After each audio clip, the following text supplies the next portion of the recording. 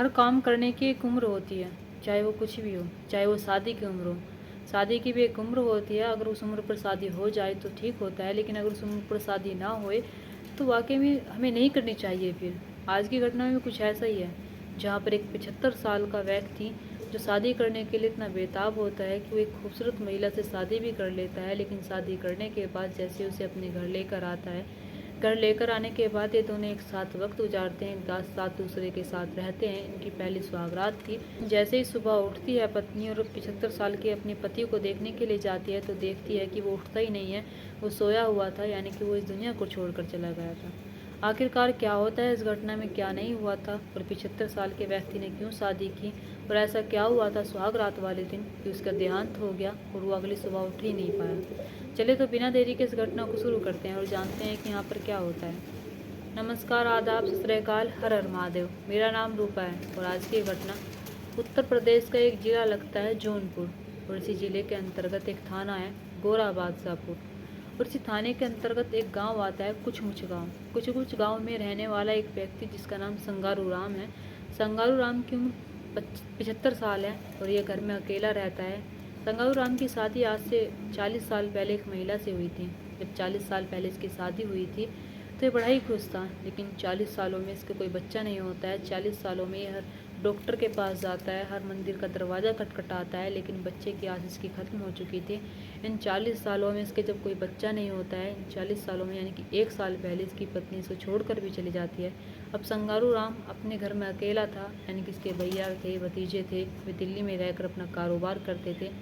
लेकिन इसके पास एक घर था, कुछ ज़मीन थी 2 एकड़। उस ज़मीन में करता था और कमाता था और अपना खर्चा चलाता था। लेकिन इसे कहीं ना कहीं अभी भी कमी हो रही थी कि मुझे एक बच्चा होना चाहिए, मेरे पास एक पत्नी होनी चाहिए जो मेरा ख्याल रख सके।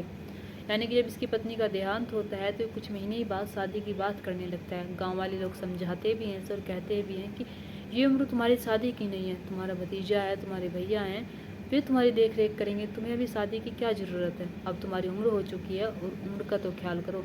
लेकिन संगारू राम कहता है कि नहीं, मुझे मुझे मेरी पत्नी चाहिए, मुझे मेरे बच्चे चाहिए। मैं चाहता हूँ कि मेरा भी एक परिवार हो, मेरा भी एक घर हो और उस घर में एक पत्नी हो और वंश चलाने वाला एक बच्चा हो, इसलिए मैं शादी करना चाहता हूँ। गांव के लोग पूरी बात समझाते हैं, गांव के लोग उसे बार बार समझाते हैं, लेकिन संगारू राम को जब 40 साल से कोई बच्चा नहीं होता है तो वो 40 साल से सिर्फ एक बच्चे की आस लगाए हुए बैठा था। वो सोच रहा था कि अगर उसकी दूसरी शादी हो जाएगी तो उसे एक बच्चा भी होगा, उसका वंश आगे चलेगा और उसे रोटी भी मिलेगी टाइम पर खाने के लिए। यानी कि सारी चीज़ें सोचते हुए संगारू राम सोच लेता है कि हाँ, मुझे शादी करनी है।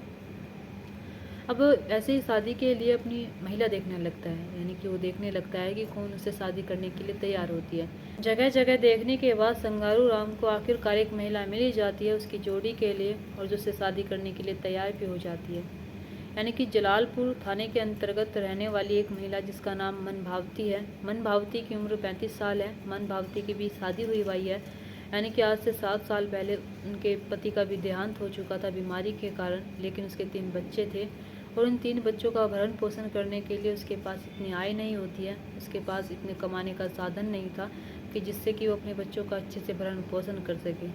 इसलिए मन भावती जब संगारू राम से मिलती है, संगारू राम से बात करती है, तो संगारू राम कहता है कि मेरे पास 2 एकड़ ज़मीन है, मेरे पास घर है, मैं तुमसे शादी करना चाहता हूँ और तुम्हें बहुत खुश रखूँगा, तुम्हारे बच्चों को अपने बच्चों जैसा रखूँगा, और जो मेरी ज़मीन है, मेरा घर है, वो मेरे मरने के बाद तुम्हारे बच्चों का ही होगा। यानी कि मन भावती जब अपने बच्चों का भविष्य देखती है, मन भावती देखती है उसके सामने एक शादी का प्रपोजल आकर खड़ा हुआ है और वो व्यक्ति खुद आकर उससे कहता है कि मैं तुमसे शादी करना चाहता हूँ और शायद हम दोनों एक दूसरे के साथ बेहद खुश रहेंगे। तभी मन भावती सोच लेती है कि मुझे शादी कर लेनी चाहिए। मन भावती शादी के लिए तैयार हो जाती है। ये दोनों कोर्ट में जाते हैं और कोर्ट में जाकर कोर्ट मैरिज कर लेते हैं। कोर्ट मैरिज करने के बाद ये कानूनी रूप से पति पत्नी हो जाते हैं। लेकिन ये अपने गांव में आकर संगारू राम मन भावती से शादी कर लेता है। संगारू राम मंदिर में जाकर अपनी मतलब कि जो मन भावती है उससे जो धार्मिक तरीक़ों से शादी करता है और उसकी जो मांग बढ़ता है तो मांग अच्छे से नहीं बढ़ती है, तो गांव के जो लोग होते हैं उसका शादी में साथ देते हैं। जब वो शादी करने ही जा रहा था तो वे कहते हैं कि मांग अच्छे से भरो। संगारू राम बहुत खुश था, वो इतना खुश था कि वो मांग कई कई बार भरता है और कहता है कि लो अच्छे से भरता हूँ और मैं अभी और जीऊँगा और मैं अपनी पत्नी के साथ बेहद खुश रहूँगा।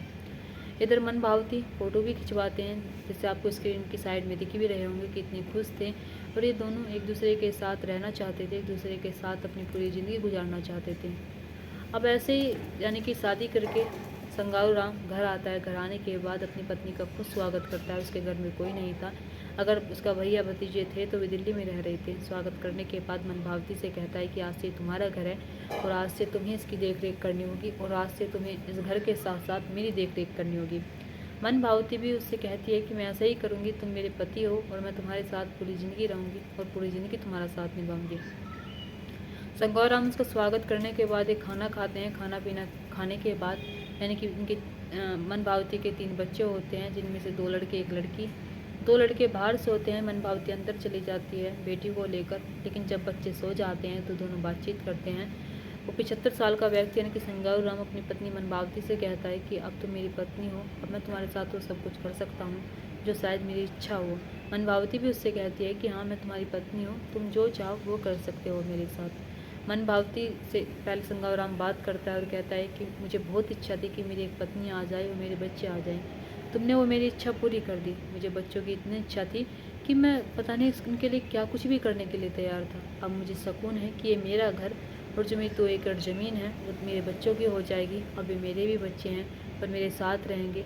हमारी जो फैमिली है हैप्पी फैमिली बनकर रहेगी, यानी कि 5 लोगों की फैमिली है। और मैं अब अच्छे से करूँगा और जितना मुझसे हो सकेगा मैं उतना पैसा और कमा कर दूँगा तुम्हें, और तुम्हें भी किसी चीज़ की कमी नहीं छोड़ कर जाऊँगा। यानी कि हम परिवार के लोग एक दूसरे के साथ मिलकर रहेंगे। अब ऐसे इन दोनों में बहुत सारी बातें होती है। बहुत सारी बातें होने के बाद संगारू राम को नींद आने लगती है। वो सोचने लगता है कि मुझे अब सोना चाहिए। वो बाहर आता है और अपने 2 बेटों के साथ जो मन भावती के थे उनके साथ सो जाता है। मन भावती घर के अंदर अपनी बेटी के साथ सो जाती है। ये दोनों सोने के बाद जैसे अगली सुबह होती है, अगली सुबह जब ये उसे उठाने जाती है संगारू राम को, तो संगारू राम को उठाने की बहुत कोशिश करती है, लेकिन संगारू राम उठता ही नहीं है। उसे लग रहा था कि संगारू राम के साथ दर्द हुआ है। वो चीखती है, चिल्लाती है, गांव वाले लोगों को बुलाती है। गांव वाले लोग मौके पर पहुंचते हैं। मौके पर पहुंचने के बाद जब उस 75 साल के व्यक्ति संगारू राम को देखा जाता है तो वाकई में जब तक उसे हॉस्पिटल ले जाने की कोशिश भी की जाती है, लेकिन संगारू राम इस दुनिया को छोड़कर जा चुका था।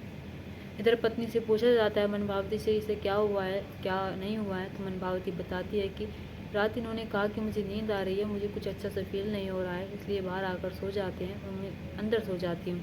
लेकिन मुझे ऐसा लग रहा है कि शायद इनके दर्द हुआ है और दर्द होने के कारण शायद इन्हीं के साथ ही सब कुछ हुआ है। गांव वाले भी ऐसा ही समझते हैं। गांव वाले अंतिम संस्कार की तैयारी करते हैं। संगारू राम का अंतिम संस्कार करने के लिए उसे ले जाने ही वाले थे, लेकिन इससे पहले उसके भाई और उसके भतीजों को बताया जाता है। भाई और भतीजे कहते हैं कि इतने अंतिम संस्कार नहीं किया जाएगा जितने कि हम वहाँ पर ना पहुँचें। वे अपना काम धाम छोड़कर अपने गांव पहुँचते हैं। गांव पहुँचने के बाद भतीजा बिल्कुल मना कर देता है और इनकार कर देता है कि मेरे जो चाचा हैं उनका अंतिम संस्कार नहीं किया जाएगा। चाचा ताऊ जो भी लगते होंगे और इन्हें नहीं रखा जाएगा। मुझे कुछ संदिग्ध लग रहा है, मुझे लग रहा है कि इनके साथ कुछ गलत हुआ है।